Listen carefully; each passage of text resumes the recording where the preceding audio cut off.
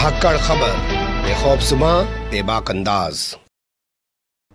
धाकड़ खबर के न्यूज़रूम से मैं आपके साथ हूं अकरम रईस खान। मौलाना कलीम सिद्दीकी को लेकर कुछ ताज़ा अपडेट्स आ रहे हैं, उन्हीं से आपको रूबरू कराने जा रहा हूं। खबर के पहले हिस्से में आपको ये बताने की कोशिश करूंगा कि जिन 3 लोगों को अभी यूपी एटीएस ने गिरफ्तार करने का दावा किया है वो कौन कौन है और उनका क्या प्रोफाइल निकल के सामने आ रहा है और उन पर किस तरीके के आरोप लग रहे हैं। खबर के दूसरे हिस्से में आपके सामने ये रखने की कोशिश करूंगा कि जो 3 लोग अभी गिरफ्तार किए हैं वो असल में कब से उठा रखे थे यूपी एटीएस ने, कई दिन से उठा के अवैध रूप से हिरासत में रखते हैं। वरना आप जानते हैं सुप्रीम कोर्ट की गाइडलाइन के मुताबिक किसी भी शख्स को हिरासत में लिए जाने के बाद 24 घंटे के भीतर अदालत के सामने पेश करना होता है। और खबर के तीसरे हिस्से में बात करेंगे कि इस पूरे घटनाक्रम पर किस तरीके की वर्तमान परिस्थितियां उभर कर राजनीतिक तौर पर, सामाजिक तौर पर, धार्मिक तौर पर सामने आ रही हैं। तो सबसे पहले चलते हैं खबर के पहले हिस्से की तरफ।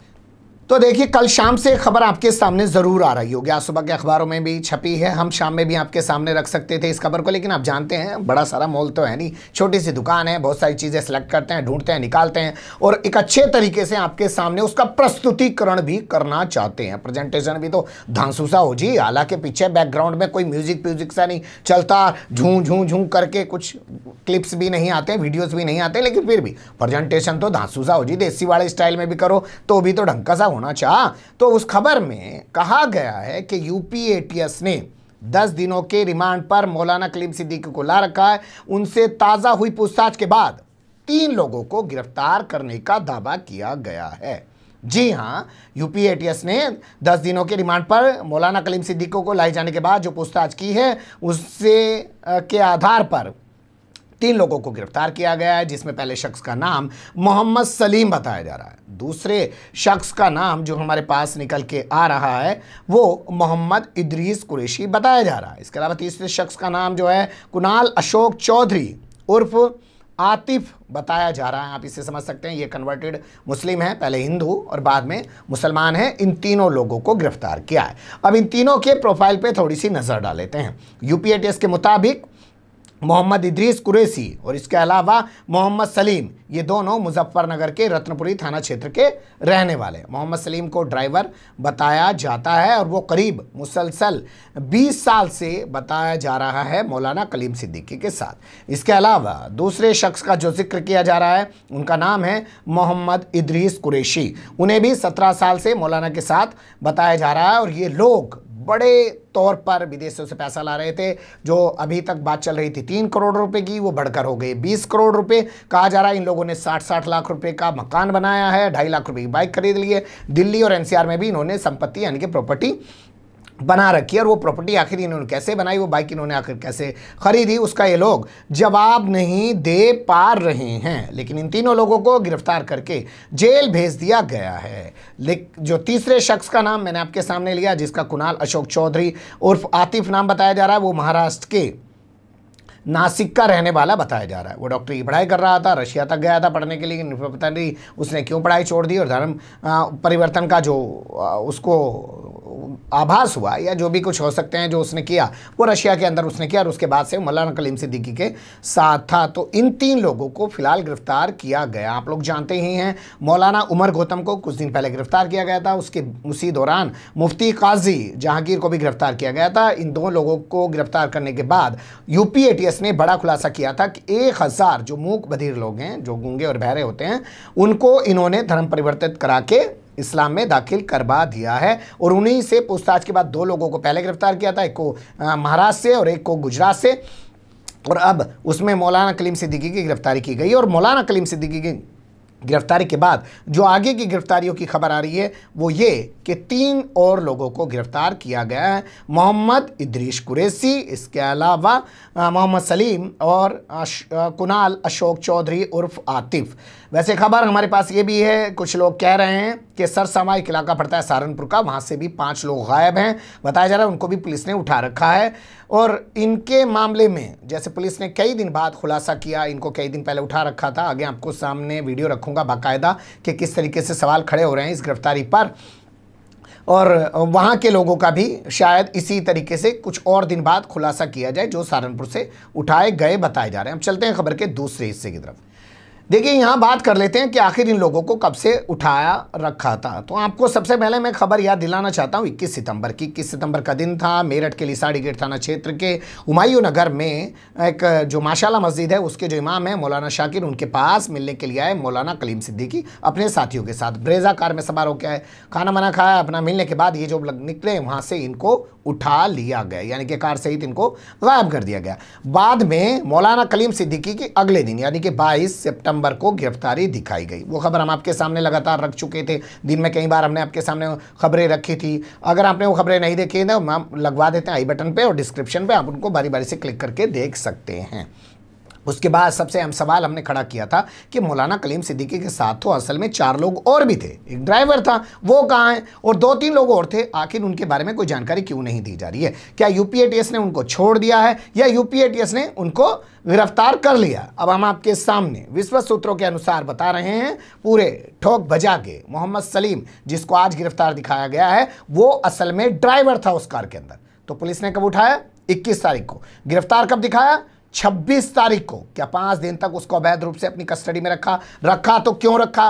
क्या उसको छोड़ने की एवज कोई लेन देन की बात चल रही थी और वो लेन देन की बात पूरी नहीं हो पाई और वीडियो वायरल हो गया और उसके बाद जो है सवाल उनके परिवार के लोगों ने उठाने शुरू कर दिए कि आखिर हमारे परिजन कहाँ हैं, तो उसके चलते गिरफ्तारी दिखाई गई? ये एक बड़ा सवाल है। दूसरा सवाल इसमें निकल के आता है कि कुणाल अशोक चौधरी उर्फ आतिफ भी उसी वक्त कार में बताया जा रहा है, यानी कि वो भी 21 तारीख से यूपीएटीएस की कस्टडी में था और उसको भी अब जाके गिरफ्तार दिखाया गया। तो इन दोनों की जो गिरफ्तारी है उसको लेकर सवाल उठ रहा है। मोहम्मद इदरीस कुरैशी की जो आज गिरफ्तारी दिखाई गई है उसको लेकर भी। मोहम्मद इदरीस कुरैशी को 22 सितंबर को बताया जा रहा है गिरफ्तार किया गया था। उनके बेटे ओसामा ने बाकायदा एक वीडियो वायरल करके इस बात की जानकारी दी थी। मैं आपके सामने वो वीडियो रख रहा हूँ, सुन लीजिए। मैं ओसामा इदरीस नदवी हाफिज इदरीस साहब का बेटा हूँ। मेरी इस वीडियो के माध्यम से आप तमाम लोगों से दरख्वास्त है कि मेरे वालिद को 22 तारीख की शाम में 5-6 बजे के बीच में उठाया गया था, जिनकी अब तक हमें कोई खबर नहीं है।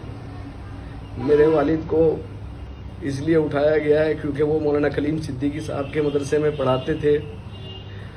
उनके साथ उनके मुआविन हैं। अब तक उनको ना तो कोर्ट में प्रोड्यूस किया गया है, ना उनके बारे में कोई जानकारी दी जा रही है। लोकल थाने में हम लोगों ने जब भी कांटेक्ट करने की कोशिश की है तो लोग मना कर रहे हैं कि उनके बारे में हमें कोई खबर नहीं है। इस वक्त मैं और मेरा परिवार बहुत मुश्किल वक्त से गुजर रहा है। आप तमाम लोगों से दरख्वास्त है कि हमारा सपोर्ट करें। अब इस पूरे प्रकरण को लेकर हमने ओसामा से बात की। हमने कहा कि आप हमारे साथ जूम पे बात कर लीजिए, लेकिन उसने कहा कि हमारे वकील ने मना कर रखा है। वैसे ये आदत पूरी मुस्लिम कम्युनिटी की हो चुकी है, बोलते हुए पता नहीं क्या करें, काबिलियत सलाहियत जो भी आप कहें, खारजी मुताला होता नहीं है। एक जगह रहते हैं 10-5 साल वहीं पढ़ते हैं और उसके बाद जाके फिर एक जो एक दायरा होता है उसी दायरे में काम करने लग जाते हैं, तो हड़बड़ाहट भी होती है। और दूसरे जब बड़े बड़े लोग खामोश बैठे हों तो उस दौर में ऐसे लोग जो हैं वो बोलने से भी कतराते हैं। वो कह रहा है मामला सब जुडी से, यानी कि अदालत में हम लोग जा रहे हैं, वहाँ पे पैरवी कर रहे हैं, इसलिए हम इसमें बोलना नहीं चाहते हैं। खैर वो उनका अपना मामला। अब चलते हैं खबर के तीसरे हिस्से की तरफ। देखिए खबर के तीसरे हिस्से में बात कर लेते हैं कि ये जो गिरफ्तारियों का सिलसिला है ये आखिर कब जाके रुकेगा। तो लगता नहीं है कि ये जो उत्तर प्रदेश के चुनाव करीब आने के बाद गिरफ्तारी को जो सिलसिला शुरू हुआ है वो अभी हाल फिलहाल में रुकने वाला है। हो सकता है कुछ और बड़ी गिरफ्तारियां भी हों। जैसे आप देखिए, जैसे ही चुनाव करीब आए वैसे उत्तर प्रदेश के अंदर ये बताया जाने लगा कि यहाँ पे अवैध रूप से बांग्लादेशी रह रहे हैं, अवैध रूप से रोहिंग्याज रह रहे हैं। लगातार यूपीएटीएस ने और एसटीएफ ने वहाँ से कभी अलीगढ़ से, कभी गाजियाबाद से, कभी मेरठ से, कभी कहीं से अयोध्या से, संत कबीर नगर से, तमाम जगह से गिरफ्तारियां दिखानी शुरू कर दी। इसके बाद अगला पैटर्न जो आया वो निकल के आया कि यहाँ पे अवैध रूप से धर्मांतरण किया जा रहा है, जिसमें मौलाना उमर गौतम और मुफ्ती काजी जहांगीर की गिरफ्तारी की गई। उसके बाद यहाँ पे एक थर्ड पैटर्न आया कि यहाँ पर आतंकवाद पनप रहा है। आप जानते ही हैं 2 बड़े मामले हो चुके हैं और आतंकवाद से जुड़े हुए 2 बड़े मामलों में 2 बड़ी गिरफ्तारी की गई है। इस बार तो दिल्ली पुलिस भी शामिल हो गई, पिछली बार तो यूपी एटीएस अकेले शामिल थी। अब इसमें मौलाना कलीम सिद्दीकी की एंट्री हुई और उनके बाद इन 3 लोगों को गिरफ्तार किया गया है। तो लगता नहीं है कि हाल फिलहाल में ये सिलसिला रुकने का नाम लेगा। यहाँ बड़ा सवाल मीडिया पे भी खड़ा होता है कि जो इन लोगों की गिरफ्तारी के बाद बड़ी बड़ी खबरें चलाता है, ढैन ढैन ढनन म्यूजिक लगा के, वो उन लोगों के रिहा होने पर, बरी होने पर, 10-10 साल 15-15 साल अपना जीवन बर्बाद करने पर, उनके तबाह हुए परिवार को लेकर क्यों स्टोरी नहीं करता है। जब वो लोग बरी होके आते हैं, जब गिरफ्तार किए जाते हैं, तब मीडिया जो है सिर्फ पुलिस के बयान दिखा के तमाम चीज़ों पर अपना नंगा नाच दिखाता है। और ये सिलसिला लगता है उत्तर प्रदेश के चुनाव तक जारी रहने वाला है, रुकने वाला नहीं। और पश्चिम उत्तर प्रदेश को खासतौर पर निशाना बनाया जा रहा है, क्योंकि मौलाना उमर गौतम पढ़े दिल्ली में बैठ के काम कर रहे थे जामिया के इलाके के अंदर।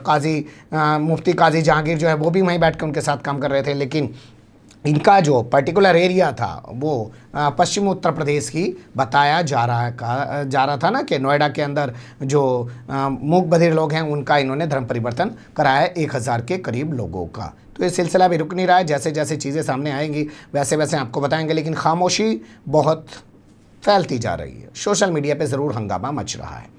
बने रहिएगा धाकड़ खबर के साथ। फिलहाल कमेंट्स के रूप में आप लोग अपनी राय दे सकते हैं, खबर को लाइक कर सकते हैं, चैनल को सब्सक्राइब कर सकते हैं और ज़्यादा से ज़्यादा हमारी खबरों को शेयर कर सकते हैं।